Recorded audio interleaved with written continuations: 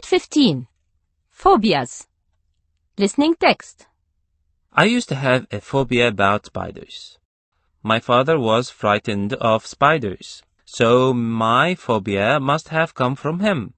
I remember him telling me that many spiders are poisonous. I always thought that any spider I saw was going to bite me. So I avoided all the places where I might find a spider. I hated opening cupboards because I might have found a spider in it, and I never visited old buildings that might have been their home. My mother says I loved dolls until I was about 5, so fear of dolls can't have been a phobia I was born with. It just happened slowly, like an illness.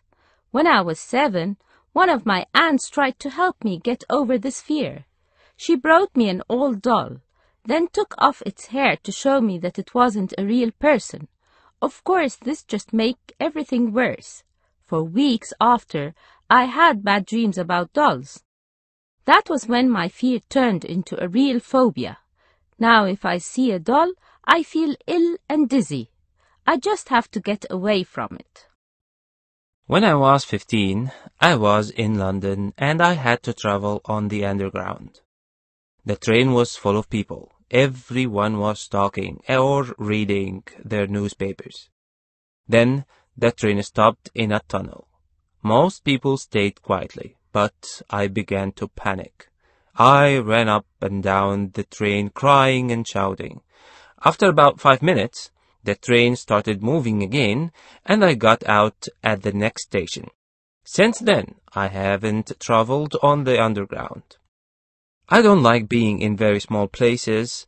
That must be why I have a phobia about lifts too. In my last job, I worked on the 14th floor of my office building, but I went up by the stairs, not the lift.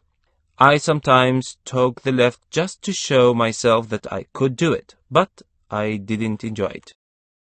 Going to the park with other places can be terrible for me. I have a strange feeling when I go to these places.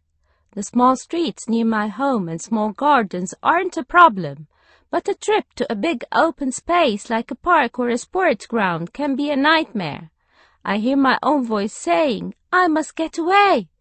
I'm really afraid of open spaces.